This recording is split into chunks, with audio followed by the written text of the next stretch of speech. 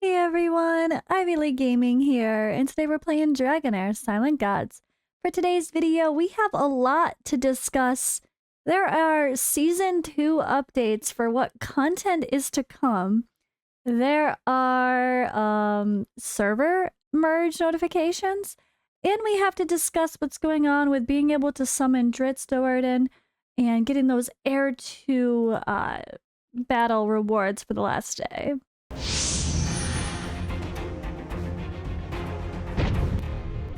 All right, so let's start off with the negative, and then we'll get to the we'll work up to the most exciting stuff, right? Let's get the bad stuff out of the way. So, if you were someone who were saving your Hunter Blades until the last day because you had your rewards coming from the Heir 2 event, or the Heir 2 battle, you know, like I just got my 5 Hunter Blades plus other resources from the Heir 2 battle in our mailbox. So good. The mailbox did give us stuff. Good. That's what we want to see. But where do you spend those Hunter Blades, right? So there's a shop, right? Token shop. Okay, but where's Drizzt?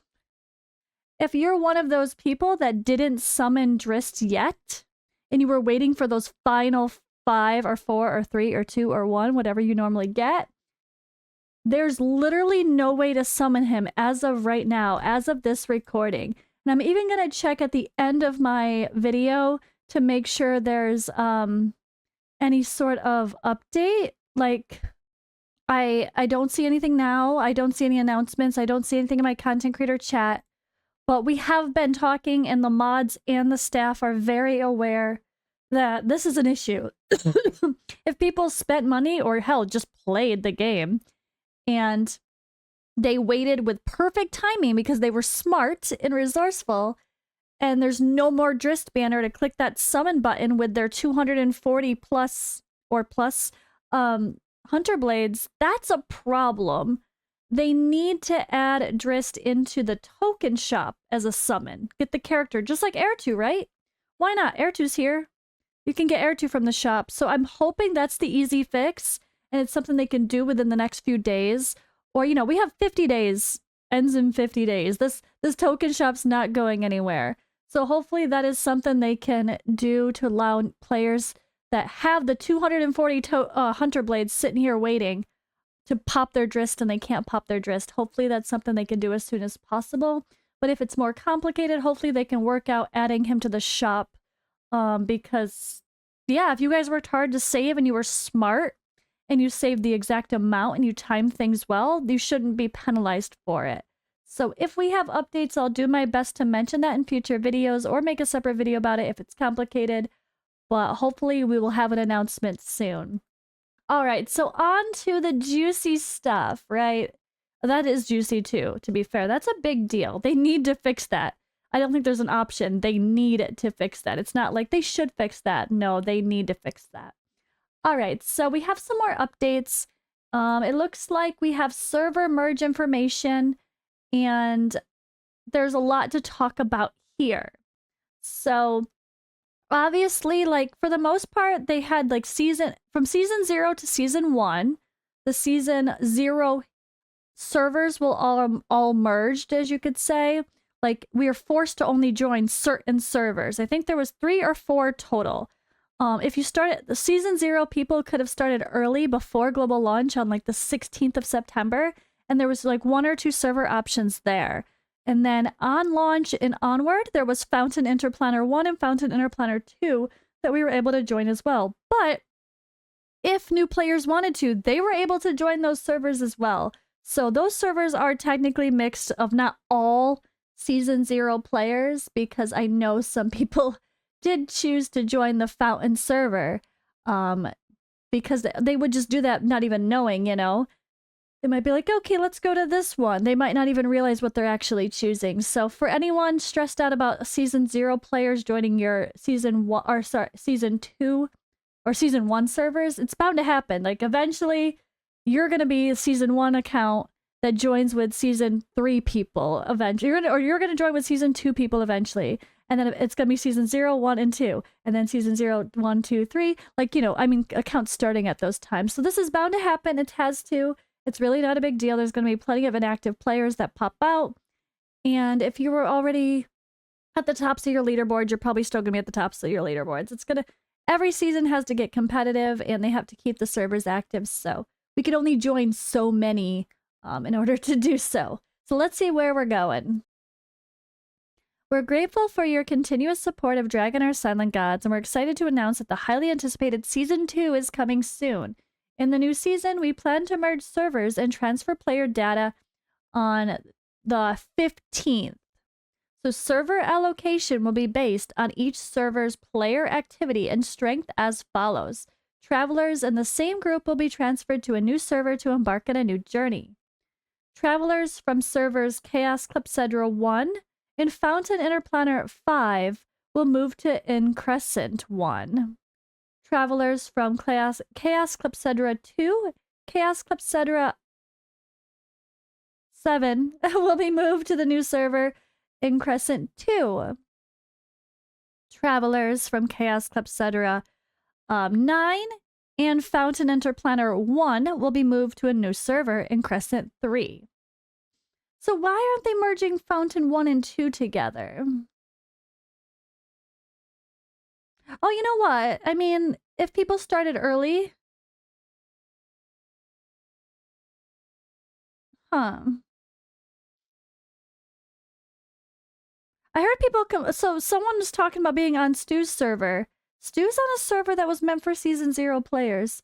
So if you join Stu's server later, that's a you thing. You shouldn't have joined a server that was already having Season 0. Didn't Stu joined on the 16th? Early, I think. Which was Season 0 accounts. And if you joined it a few days later to join with Stu because you wanted to join with Stu, you joined a server that was already full of Season 0 people. So, yeah, I don't know. I'm kind of confused. I'm not sure which ones are which here. But Fountain 1 and Fountain 2 were the day 19. Like September 19th joining, and Fountain... And there was Chaos Clepsydras of some sort for the other days before. So it's gonna be interesting. I don't know. But yeah, sorry. Found Chaos... back to this. Travelers from server Chaos Clepsydra 5 and Fountain Interplanar 2 will be moved to the new server Increscent 4. Travelers from servers Chaos Clepsydra 8 and Fountain Interplanar 7 will be moved to the new server Increscent 5. Travelers from server Chaos Clepsydra 6, Fountain Interplanar 3, and Fountain Interplanar 4 will be moved to a new server Increscent 6. Travelers from Chaos Clepsydra 3, Chaos Clepsydra 4, and Fountain Interplanar 4 will be moved to the new server Increscent 2. Wait, no. 7. Oh my gosh. Okay, guys, so yeah, that's all there. I don't know which ones are the pre-launch ones versus... But it does feel weird to me that they didn't just merge Fountain 1 and 2 and... which in like together, period, because we started on the same day and we're both the Season 0 accounts. That feels weird, but maybe there was just not the right balance. Because obviously they know the numbers. We don't know the numbers. We can say, just merge all the Season 0 servers together, duh. But maybe those numbers don't pan out for the amount of accounts they're trying to put together. So we got to keep that in mind as well. Plus, there's going to be new players joining new servers, so we'll have to see how that's affected. All right, so let's see. Notes. After the server merge, the active players on each server will be significantly increased, while social connections and the experience of core gameplays such as Alliance will thus be improved. The coverage and contents of ranking rewards will be substantially improved after the server merge. Mounts will be included in the rewards for number 151 through 300. We will do our utmost to relieve... Actually, in higher. Oh, so they're going to... It wasn't part of it, but they're increasing it? But even higher, everyone gets them out. It's higher than that, too. All right, we'll do our utmost to relieve the anxiety brought by the potential intensified Competition among players by all means. Server allocation is based on each server's player activity and strength. Just because we have a Season 0 server doesn't mean your Season 1 server is not stronger and full of even more Krakens. Keep that in mind, guys. The Season 0 people, we were a smaller player base with less Krakens because a smaller player base, where global launch would have brought a much bigger player base and a much bigger percentage of Krakens. So you guys might be giving us the real competition. All right. So additionally, we'll soon roll out the server transfer function, allowing players to transfer to other group servers that are merged on the same day. Limited by development progress, the launch date of server transfer is to be determined. Stay tuned. Okay, so they are going to allow you to choose to go on a different server if your servers are launching on the same day. So that there was a bunch, especially in the beginning, like there was like 4, 5, 6 servers out at the same time. So at least you could merge with a balanced group of people. All right, season settlement. The 15th between 1 o'clock and 7 o'clock UTC will be the time of the merge. That's going to be a server maintenance time, I think, where the servers might be down completely for a decent period of time, but that's expected for a massive update. Plenty of games have that where you kind of need it sometimes for a huge update. And that's a big update, a whole season switch and server merges. All right, new season and server opening time. Once the season settlement is completed, the new season and servers will be open. So yeah, the December 15th is day 1 of new server, new season. Just make sure it's going to be after 7 a.m. UTC. Keep that in mind. And maybe allow for some grace in case it goes over. I mean, it might start early, who knows? But yeah, the morning of the 15th will be new Season 2 availability. So if you're looking to start a new account anytime soon and you want to be with the start of the newest content possible, yeah, that's the time to start, December 15th. All right, brief introduction of the new content. So along with this, guys, we have a fun little visual here. We have a fun visual, Season 2 updates. I'm going to try to go through this and then actually let's look at this first and then we'll read the details. So, overview of Season 2 updates. New island sandbox and seasonal storylines, enhanced exploration mechanics and local quest challenges, 3 new damage types and elemental affinity combinations. Love it. New damage types. Ooh, are they going to add like burn and stuff back to the game? There used to be more. There used to be like wild and burn for fire and rally and something else for like, you know, it used to all have, there used to be a different thing for some of the other ones. So I'm curious. All right. New benefits, hero pool, and mount system. Season 2 introduces double benefits hero banners. Get a legendary hero with every 10 summons.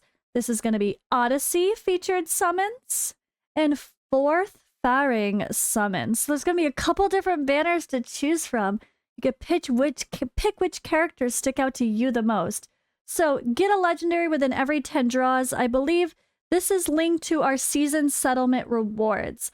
So I don't think this is everybody. I think we have clarification in the next post, so I'll wait to see. But I believe what they mean is the tickets that we get for season settlement, where if you have those tickets, you're guaranteed a legendary early, not at the normal pity of 35. I don't think this is a global where even new accounts can get a legendary every 10 heroes, unless they're just doing that for the sake of the banner. That would be amazing if so. I hope so, but we'll check and see if there's more details in the written part in game. All right, and then we're going to have, like I said, a mount system, Blazing Warhorse. I love it. It's so cool. I love the horses.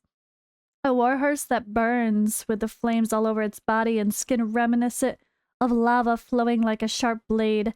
Legend has it that foreshadows war and death. I mean, it's an apocalyptic horse, let's be honest. Okay, new enhanced exploration mechanics. Decrypting the dusky and silvery tower.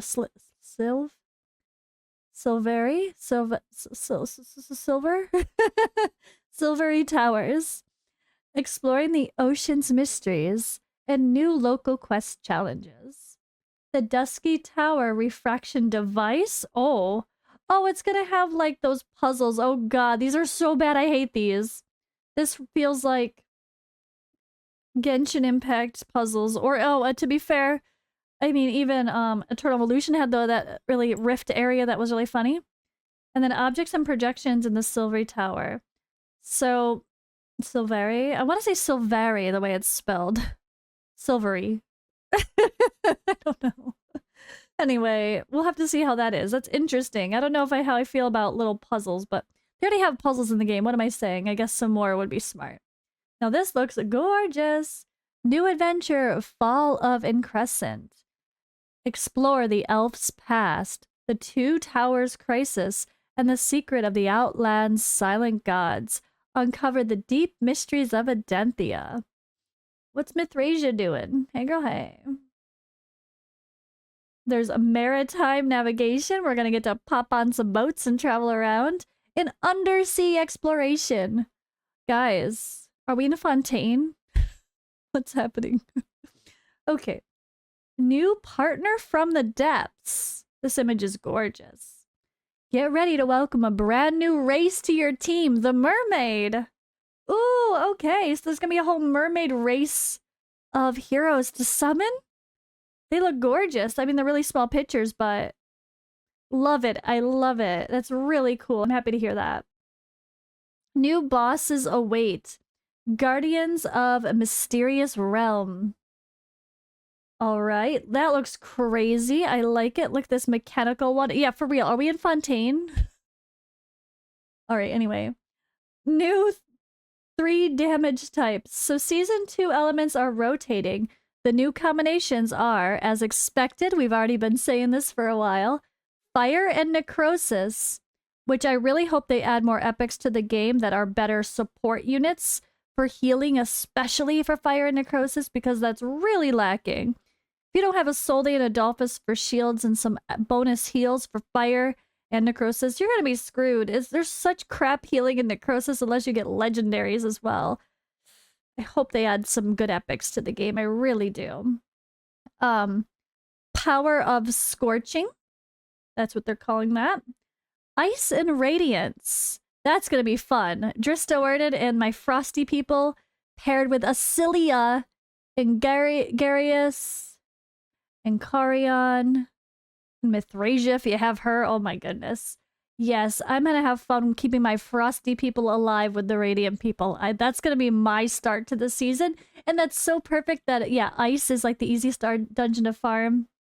I'm excited. Power of Clarity. Lightning and Poison are going to be the Power of Corruption.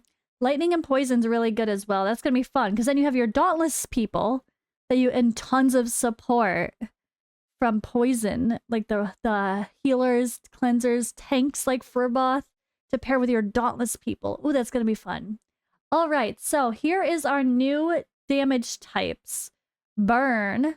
And I knew there were already burning the heroes in the game before, and they took in season or CBT 1 before season 0 was a thing. So here we have some new burn champions being added to the game. And then we have Thunderbolt. Here's a bunch added to the game. Oh, there's Nissa. She's from the story.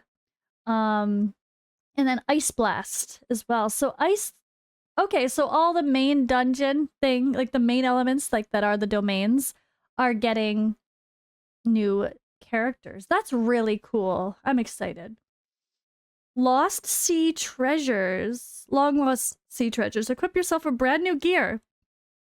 They did say there was going to be new gear sets added to the game. And, of course, some new artifacts make sense as well to go along with these new elemental damage types. All right, I love it. I love it, guys. Now, let's go into the actual in-game details and read this a little bit quicker now that we've already looked at the images and saw the overview. So, brand new region, Aether Karen. The waters situated in the southern Adenthia are known as the Misty Sea, where Sheen Elves, Wood Elves, and Merfolk reside. Travelers may cruise across the Misty Sea, tour Aether Karen to admire its landscapes and explore the Merfolk habitat in the ocean depths by certain means. A brand new story, Fall Living Crescent. The Silvery Tower and Dusky Tower stand erect on the land of Aether Karen, constructed by Sheen elf ancestors. As of late, however, destruction befalls the Dusky Tower for a reason unknown. The anomaly induces an imbalance between the two towers, inducing an invasion of Inquentium into Aether Karen. For the sake of maintaining order from being overthrown, you, the mighty traveler, will embark on a thrilling adventure in Aether Karen. Brand new heroes! Over 30 new heroes will be added, among which are 17 legendary heroes. Okay, that's good. That means almost half of them are epics and rares. I want to see that too because that's so important, especially with the new damage types being added. And yeah, I really hope they add good support, a really good healer to Necro, and maybe even just fire. Like, there's no real just normal healer in fire, so that would be nice. I guess fire just is too destructive. They can't heal. Anyway, 3 schools of damage, as we said. Burn, Thunderbolt, Ice Blast. Burn.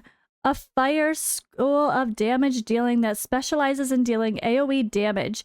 Heroes of this school inflict enemies with burn, making them deal periodic damage to surrounding units.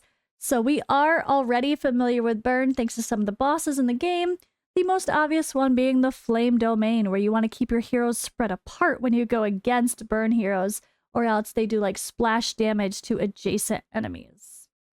Alright, Thunderbolt, a lightning school of damage dealing specialize in dealing AoE damage. Heroes of this school inflicted with electrocuted, periodically dealing damage to affected units by generating lightning chains. Okay, that sounds more like a ranged group, which is good because a lot of the Dauntless heroes are melee. Not all of them, but some of them, I should say. Some of them are melee. More than I would expect. Alright, and then Ice Blast. An ice school of damage, dealing that specializes in single target attacks. Heroes of this school possess a special skill resource, Ice Crystal. When they cast battle skills, 1 stack of Ice Crystal will be consumed to refresh the cooldown of their battle skills. Alright, I like it. Brand new equipment sets. Investors in Inspiration. Each time a battle skill or ultimate skill is cast, the wearer obtains 1 stack of damage bonus. There is an upper limit to the duration and stack number. Abyssal Curse. The indirect damage dealt by the wearer ignores a certain percent of defense. Okay, we got another ignore defense. I like that. Each time a battle skill and ultimate is cast, the wearer obtains. Yeah, I'm curious about how they're actually going to scale. And the funny thing is, like, guys, remember, like, people are always commenting about, like, every set except Executioner because that one ignores defense and they testing against a dummy. You can't test these ignore defense sets against that training dummy, guys. I don't think the training dummy has any defense. You know, it's like you gotta test it in real situations or it's not a real test, sorry. Unless you can actually affect the defense of the training dummy if they've improved it since I last saw it. Alright, the wearer deals... Emperor's Might. The wearer deals increased damage based on the different values between the wearer's attack and the target's attack. The maximum damage bonus is 50%. Alright, Cyril's Whisper. When the wearer successfully inflicts a debuff on an enemy, all allies gain extra but stackable attack that lasts for a certain period. Monolith's Blessing? I don't even know. After casting an ultimate skill, the wearer heals the ally with the lowest percentage of HP. Oh, alright, good. I will say, but I want to see... I definitely want to see some good support ones. I like that. Extra healing. Brand new artifacts. 14 new artifacts are going to be added, including 3 exclusive artifacts. Oh, 1 for each of the elementals new edition, right? And then 9 legendary artifacts and 2 epic artifacts. Oh, wow. They are really expanding. There's already a lot to choose from. Alright, brand new monsters. The Mushroom Broodmother. A new Famiander boss whose skills inflict stackable and indispellable spider spawn that decrease the healing amount of a certain probability. Not even gonna try to say that name. A new otherworld exploration boss, a giant robot whose skills grant itself stackable and indispellable overheated that periodically deals damage to all enemies. All 8 dungeon bosses will be upgraded. Brand new skills and mechanics are awaiting travelers. Ooh, they're changing it up for sure. Brand new event. Fourth Faring summons. A season settlement exclusive summon pool. Okay, this makes sense. This is what we're talking about. Divided into 3 categories based on the settlement rankings of travelers. Only season summon tickets at the corresponding level can be used. The summons required to trigger the guarantee are relatively lower in this event, while the probability of obtaining season 2 heroes is higher. So these are the ranking reward summoning tickets, which you do need to pair those up with a Heliolite die. It's not just a ticket and you get a summon. It's a Heliolite die as well, as it does say in the description. So we're gonna have our own special banner to pull for those. That makes sense. I like it. And then there's gonna be Odyssey featured summons.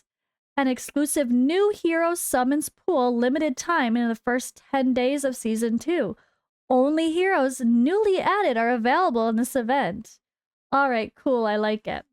So the fourth fairing summons is what they're talking about with the guarantee every 10 summons. That's only for people coming in from a previous season for this banner, because you have to have the season settlement summoning tickets, right?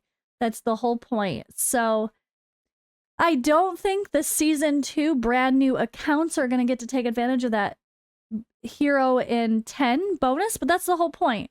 Like, you got to go through a season first, then you get the bonuses, and every season you have new exciting rewards to carry over, or new season settlement bonuses. Like, that's, you kind of got to start somewhere, right? It's only fair. Everyone else did.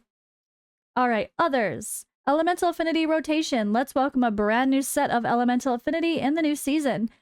Yep, saw that. Season review. Optimize the current review display. Added the AI-generated song feature. You're welcome to enjoy the customized hymn for your adventure this season. We have a special song? We can make a song? All right, Club Trail. Added new quests in the World Challenge and Champion Emblem. Journal added new trial quests.